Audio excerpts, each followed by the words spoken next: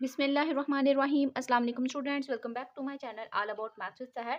आज की video class 7 के लिए है। चैप्टर 17 है parameter and area of geometrical figure and exercise 17A है। तो क्वेश्चन इसका हम स्टार्ट करते हैं। Find the areas of the shaded parts. अब हमारे पास एक यहाँ पे स्क्वायर फॉर्म में दिया हुआ है और एक अंदर स्क्वायर है, एक बाहर स्क्वायर है और बोला हुआ है कि शेडेड पार्ट का हमने एरिया फाइंड करना है। ठीक है, तो सबसे पहले हम देखेंगे आपने क्या करना है। अब हमें ये वाला पार्ट चाहिए ना, तो मैं अगर इतने बड़े वाले पार्ट में से, बड़े ब्लॉक में से ये छोटा ब्लॉक माइनस कर दूंगी तो ऑब्वियसली हमारे पास ये शेडेड पार्ट आ जाएगा। तो सबसे पहले तो आपका जो मेन काम होगा वो क्या होगा, दोनों स्क्वायर्स का, एक बाहर वाले बड़े स्क्वायर्स का और एक अंदर छोटे वाले स्क्वायर का, दोनों का एरिया फाइंड कर लो। फाइंड करने के बाद आप उसमें उनको माइनस कर दो तो आपके पास ऑटोमेटिकली जो है वो शेडेड पार्ट का एरिया आ जाएगा। तो सिंपली आपने लिखना क्या है, एरिया ऑफ अ, सबसे पहले तो आप लिखेंगे लेंथ। ठीक है, तो लेंथ ऑफ बिग स्क्वायर। ठीक है, तो लेंथ हमारे पास कितनी है, 15 मीटर है। अब जब स्क्वायर की बात आती है तो हमें पता है कि स्क्वायर का फॉर्मूला क्या होता है, area is equal L multiply by L या के एल स्क्वायर। ठीक है, ये भी हम लिख सकते हैं और एल मल्टीप्लाई बाय एल भी लिख सकते हैं। अब हम सिंपली यहाँ पे लिखेंगे एरिया ऑफ अ स्क्वायर, क्योंकि इसमें लेंथ और ब्रेथ सेम होती है। ठीक है, जैसे हम वैसे एरिया का जो फॉर्मूला होता है वो होता है लेंथ मल्टीप्लाई बाय ब्रेथ।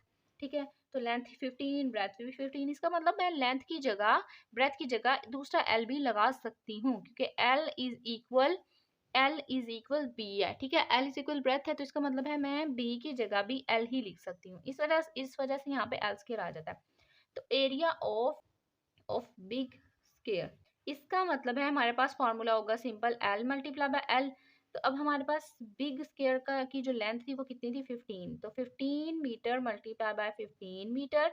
इसका मतलब मैंने दोनों लेंथ के ऊपर एक ही वैल्यू अप्लाई की, क्योंकि दोनों का जो दोनों की वैल्यू थी, दोनों की लेंथ थी वो सेम थी, इसलिए सिंपली मैंने ये लिखा। तो अब हम इनको मल्टीप्लाई करेंगे, तो मल्टीप्लाई करने से हमारे पास क्या आएगा, 225 मीटर। अब देखिए यहाँ पे मैं आपको इसका डिसीजन बता दूं कि जब हमारे पास दो वेरिएबल्स आपस में मल्टीप्लाई हो रहे हों और वो बिल्कुल सेम हो तो हम उनकी पावर्स को क्या कर देते हैं, ऐड, 1 1, तो मिलके क्या हो जाएगा 2। और वैसे भी हमें पता है कि जो एरिया का यूनिट है वो किस में आता है, स्क्वायर में आता है। ठीक है, तो अब हमने बिग वाले का काम कर लिया, अब हम करते हैं स्मॉलेस्ट का। ठीक है, तो हम यहाँ पे सिंपल लिखेंगे लेंथ ऑफ स्मॉल स्क्वायर, या आप आउटर और इनर भी यहाँ पे रख सकते हैं। ठीक है, जैसे ये आउटर है, outer square and inner square, आप इस तरीके से भी लिख सकते हैं। ठीक है, लेंथ ऑफ स्मॉल स्क्वायर, तो हमारे पास लेंथ कितनी है, 9 मीटर। ठीक है, 9 मीटर एक की आ गई। तो इसी तरीके से हम एरिया ऑफ अ स्क्वायर जो है, स्मॉल स्क्वायर, उसका भी हम एरिया फाइंड कर लेते हैं। सेम वही फॉर्मूला अप्लाई होगा, लेंथ मल्टीप्लाई बाय लेंथ। तो इसका मतलब है लेंथ हमारे पास क्या है, 9 मीटर मल्टीप्लाई बाय 9 मीटर। 9 9 जा 81 मीटर स्क्वायर। बिकॉज हमारे पास बेसिस सेम है, मल्टीप्लाई हो रहे हैं, तो हम इनकी पावर्स को ऐड कर देंगे अकॉर्डिंग टू एक्सपोनेंशियल रूल। और वैसे भी हमारे पास एरिया का जो यूनिट होता है वो स्क्वायर में होता है। अगर मैं बिग स्क्वायर के एरिया में से स्मॉलेस्ट स्क्वायर के एरिया को माइनस कर देती हूँ तो ऑटोमेटिकली हमारे पास ये शेडेड फॉर्म आ जाएगी। तो आप सिंपली यहाँ पे लिखोगे एरिया ऑफ शेडेड पार्ट। ठीक है, तो उसके लिए क्या करना है आपने, simply area of big square minus area of small square. ठीक है, तो हम यहाँ पे इनकी वैल्यूज पुट कर देते हैं। एरिया ऑफ बिग स्क्वायर हमारे पास था 225 metre square, minus area for small क्या था, 81 मीटर स्क्वायर। अगर मैं इन्हें माइनस करूं तो इसका मतलब है 144 और metre square as it is आएगा। जो हमारे पास सेकंड पार्ट है उसमें भी हमने ये शेडेड एरिया फाइंड करना है। ठीक है, तो अब यहाँ पे आपको कुछ फॉर्म नजर आ रही होगी, जिसमें एक हमारे पास जो है वो एक रेक्टेंगल है, एक सेपरेट रेक्टेंगल है, और एक हमारे पास ऐसे ट्रायंगल जो है वो हमें नजर आ रही है। ठीक है, आप शेडेड पार्ट जो है पे है ना फोकस करें। वैसे भी हमारे पास इतना सा जो पार्ट है वो शेडेड नहीं है, बाकी सारा शेडेड है। तो सबसे पहले हम यहाँ पे क्या करते हैं, सबसे पहले आपको ये नजर आ रहा है कि ये जो पार्ट है ये हमारे पास कितना है, ये 8 मीटर है, ठीक है। तो 8 मीटर इसकी लेंथ हो गई, ठीक है। और अगर हम इसके ऑपोजिट देखें यानी कि इसकी पैरेलल देखें तो इसका मतलब यहाँ पे भी कितना है, यहाँ पे भी 5 मीटर ही होगा। देन हमें इस रेक्टेंगल की लेंथ भी पता चल गई और ब्रेथ भी पता चल गई, तो हम इजीली इस रेक्टेंगल का जो है वो क्या फाइंड कर सकते हैं, सिंपली एरिया फाइंड कर सकते हैं। अच्छा, अब आपने क्या करना है, या तो आप सिंपली इनको नेम दे दें 1 2 3। तो 3 हमारे पास जो है ना वो क्या आ जाएंगे, शेप आ जाएंगी, और आप पहले जो है वो इस 1 का फाइंड करेंगे एरिया, फिर सेकंड का, फिर थर्ड का। या आप सिंपली क्या करें, area of a shaded part लिखें। एरिया ऑफ, जो आसान मेथड है ना वो मैं आपको बताने लगी, एरिया ऑफ शेडेड शेप्स या पार्ट्स आप कर लो, ठीक है, शेडेड पार्ट। अब ये किस तरीके से आएगा, इक्वालिटी में अगर हम area of shaded part is equal, क्या क्या हमने लिखना है, सबसे पहले आपको ये नजर आ रही है स्मॉलेस्ट, ठीक है, स्मॉलेस्ट रेक्टेंगल नजर आ रहा है जिसकी लेंथ हमारे पास है एक 4 मीटर, एक है 5 मीटर। तो हमें पता है कि एरिया हम जब फाइंड करते हैं तो एरिया का फॉर्मूला होता है 4 मल्टीप्लाई बाय 5, यानी कि लेंथ मल्टीप्लाई बाय ब्रेथ। तो आप सिंपली यहाँ पे लिखोगे 4 multiply by 5 metre plus area of big rectangle. अब दोनों लेंथ मौजूद है, मैंने आपको जो कि एस्टिमेट करके बता दिया कि 5 मीटर एंड 5 मीटर दोनों आपस में मल्टीप्लाई होंगे, तो ये हमारे पास हो जाएगा एरिया। अच्छा, यहाँ पे मैं आपको इसका सेकंड मेथड जो है वो सेकंड वे भी लिखने का बताऊंगी, आप इसको समझें। हमने दो रेक्टेंगल की एरिया की फॉर्म लिख दी। अब ये जो थर्ड है ये हमारे पास ना वो रेक्टेंगल नहीं है, ठीक है, ये एक ट्रायंगल है। अगर मैं बात करूं ट्रायंगल की और इसको थोड़ा सा सीधा करूं, यानी कि ये बेस अगर मैं ले लेती हूँ तो ये हमारे पास किसके पैरेलल है, ये वाले रेक्टेंगल के पैरेलल है। तो इसका मतलब इसकी जो लेंथ होगी वो इसके पास भी चली जाएगी। तो इसका मतलब है कि ये हो गई इसकी बेस, बेस हो गई हमारे पास 8 मीटर, ठीक हो गया। और लेंथ हमारे पास ये जो सेंटर से लेंथ आती है ना ये आती है 5 मीटर, ठीक है। इसका मतलब सिंपली हमारे पास जो है वो ट्रायंगल का एरिया का फॉर्मूला होता है 1/2 multiply by base multiply by height. तो बेस हमारे पास है 8 मीटर एंड हाइट हमारे पास है 5 मीटर। तो हम इनको सॉल्व आउट करके मल्टीप्लाई करके सिंपल लिख देंगे, 4 5 20 metre square plus 8 5 40 metre square plus यहाँ पे अगर कटिंग करें 2 1 2 2 4 8 और ब्रैकेट के अंदर हमारे पास आ जाएगा 1 4 4 4 5 20 मीटर स्क्वायर। अब इन सबको ऐड कर देते हैं, 20 में 6 40 ऐड किया तो हमारे पास आ गया 60, 60 में फिर 20 ऐड किया तो 80 मीटर स्क्वायर। तो यही इसका आंसर है, जो पीछे आंसर है वो गलत है, ठीक है। अब मैं आपको इसका दूसरा मेथड बताती हूँ, ये है कि आप सिंपल क्या करें, आप ये आपको नजर आ रहे हैं दो रेक्टेंगल्स, एक स्मॉल एक लार्ज। तो आप पहले सेपरेटली इन तीनों के एरियाज फाइंड कर लें। तो आपने सबसे पहले करना है लेंथ ऑफ, अगर किसी ने स्टेटमेंट इतनी ज्यादा लिखनी है तो लिख सकता है, बेटर है लेंथ ऑफ स्मॉल रेक्टेंगल, क्योंकि ये स्क्वायर नहीं है ना। तो रेक्टेंगल क्या है, लेंथ हमारे पास है 5 मीटर और breadth of small rectangle is equal 4 metre. अब एरिया फाइंड कर लेते हैं, एरिया ऑफ स्मॉल रेक्टेंगल।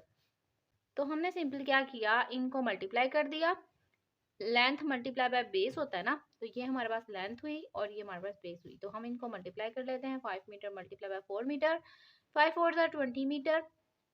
एक हमारे पास आ गया स्मॉल का। अब हम करते हैं लार्ज का, लेंथ ऑफ बिग या लार्ज बिग रेक्टेंगल कितनी है हमारे पास, लेंथ 8 मीटर और ब्रेथ कितनी है 5 मीटर। इसका मतलब है कि जो इस साइड की वैल्यू होगी ना वो इसकी भी होगी, ठीक है, क्योंकि पैरेलल है, as a parallel sides are equal.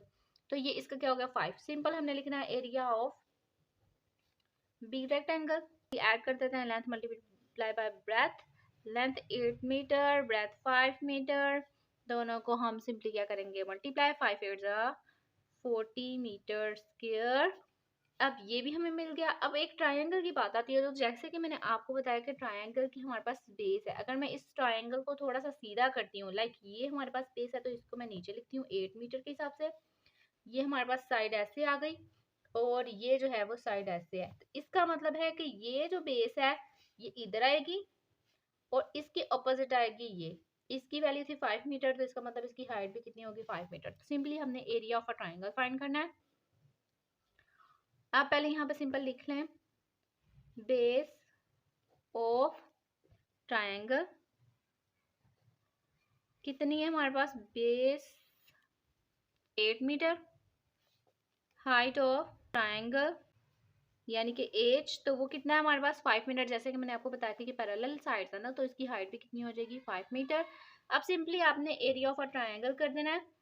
अब उसका फॉर्मूला होता है 1/2 multiply by base multiply by height. ठीक है, तो अब सारी वैल्यूज को हम यहाँ पे मल्टीप्लाई कर देंगे, यानी कि पुट कर देंगे। Base 8 metre, height 5 metre. अब हम इनको सिंप्लीफाई कर लेते हैं। 2 1 2, 2 4 8, 4 1 4, 4 5 20 मीटर स्क्वायर।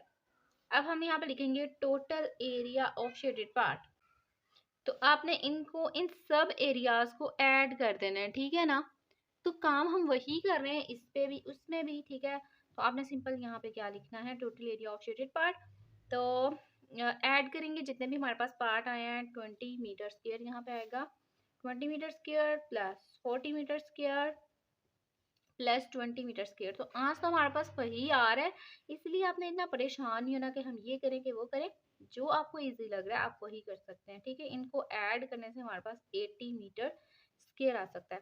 अब मैं आपको एक और मेथड बताती हूँ, थर्ड, ठीक है। ये हमारे पास हो गया फर्स्ट, ये हो गया सेकेंड।